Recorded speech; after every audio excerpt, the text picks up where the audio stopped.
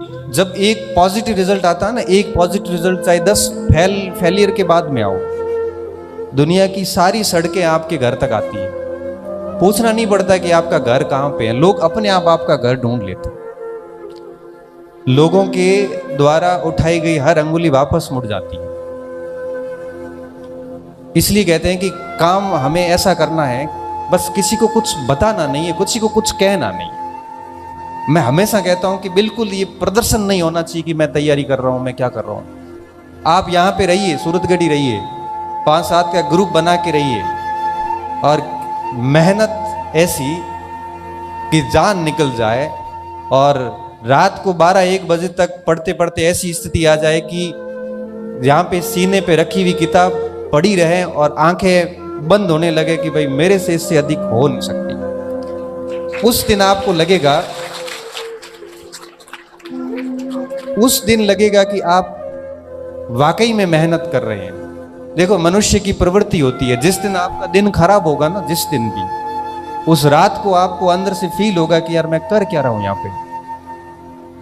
रात को ठीक से नींद भी नहीं आएगी, हो क्या रहा है, मतलब मैं आया क्या हूं यहाँ पे, किस लिए यहाँ पे आया हूं।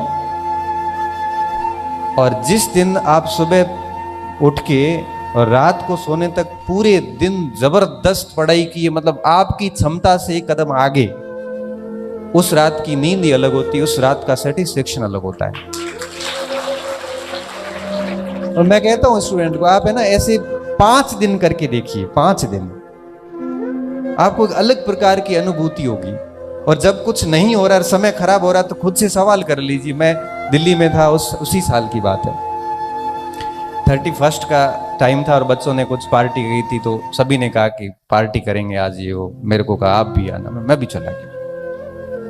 पार्टी में गए, वहाँ पे बैठे रहे सबने, कोई किसी ने अपने अपने हिसाब से सभी ने पार्टी की। मैं तो मेरा ब्राह्मण आदमी और जिंदगी में कोई कुछ किया नहीं, मैंने मेरी जीवन में कभी चाय के अलावा कोई नशा नहीं किया। और दूसरा किया पढ़ाई का, जो मुझे आज भी है। आज भी गाड़ी में आता हूँ तो किताब रखता हूँ कि 2 चीजें सीख के आऊँगा, नुकसान क्या है। तो 2-2:30 बजे वहाँ से फ्री हुए घर आया तो आपको बताया कि 2-2:30 बजे सोते हैं, फिर सुबह जल्दी उठ नहीं पाते, पूरा शेड्यूल बिगड़ा। मैं बैठे रात को वापस जाता, सोचा कि गाँव छोड़ के बाड़मेर आया, बाड़मेर छोड़ के दिल्ली आया, क्या यही करने के लिए आया हूँ। मन में यही बातें आ रही कि कर क्या रहा हूँ, कितनी कंपटीशन है, लोग पढ़ रहे हैं और मैं इधर पार्टियां कर रहा हूँ। कितनी मुश्किल से पापा पैसे भेजते हैं, बड़ी मुश्किल से गाय का 2 किलो घी बचा के बेच के उसमें से 800-1000 रुपए आते हैं, वो बेचते हैं कि मेरा बच्चा पढ़ाई कर रहा है। उन्होंने खुद ने बाइक नहीं ली, ना साइकिल ली, वो पैदल ले आते हैं कि मेरे बच्चे को साइकिल दिला दूं ताकि वो कोचिंग और रूम का डिस्टेंस है वो जल्दी कवर कर सके।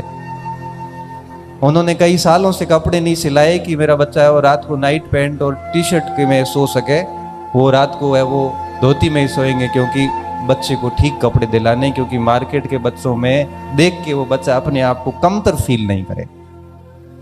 क्योंकि मार्केट के बच्चों की ड्रेसेस देखते हैं तो बच्चा वो भी लगता है उसको भी मैं भी कुछ ठीक कपड़े पहनूं। जब वो इतने सेक्रीफाइस करके आपके लिए 2000 रुपये भेज रहे हैं, हम यहाँ पार्टी कर रहे हैं, शर्म नहीं आती है? कर क्या रहे हैं? मैं हकीकत बता रहा हूं, क्योंकि एक तो मेहनत की बदौलत बहुत जल्दी नौकरी लग गया। बाकी जब भी थोड़ा सा भी बेरोजगारी का दौर रहा और घर से जब भी पैसे आए, मस्तिष्क में प्रश्न हमेशा आता था कि इसकी वैल्यू हम कभी चुका ही नहीं पाएंगे। बस इसकी वैल्यू यही है कि जो उन्होंने उम्मीद की है हम उस अनुसार पढ़े। आप सोचो कि मैं अहमदाबाद के अंदर हॉस्पिटल में एडमिट, राजस्थान अस्पताल के अंदर, मेरे वही कोलाइटिस की प्रॉब्लम, और मैं सोता सोता यहाँ से मेरे को कहा था कि भाई एडमिट करेंगे, तो मैं साथ में 4-5 किताबें ले गया। और वहां जाके जब अस्पताल में एडमिट किया तो एक हाथ में ये लगी हुई नली और मैं पढ़ा ही आराम से किताबें देख रहा हूँ। मैंने कहा क्योंकि बीमारी तो जाएगी नहीं, ये तो बात है, इसको तो स्वीकार करना ही पड़ेगा। पढ़ाई छोड़ दी तो ये करियर भी खत्म, क्योंकि यही एक ऑप्शन है कि जिसकी बदौलत हम अपने आप को वापस स्थापित कर सकते हैं, बाकी कोई ऑप्शन ही नहीं है। तो परिस्थिति हम, क्योंकि देखो हम रोज ऐसे कई जगह देखो, छोटी सी समस्या आती है तो बच्चे मैसेज करते हैं मुझे, सर मेरे ये दिक्कत है, वो है जीते जी तो आएगी, जाएंगे ना, उसके बाद अग्नि का एहसास भी नहीं होता। अगर आप जिंदा हैं ना तो दिक्कतें आएगी, किसी के फैमिली इश्यूज होंगे, किसी के आर्थिक इश्यूज होंगे, किसी के शारीरिक होंगे, हर प्रकार के इश्यूज आते हैं। लेकिन मैं ये मानता हूं कि अंदर अंदर धुन होती है ना एक, अगर वो धुन है तो मुझे लगता है कि उस समस्या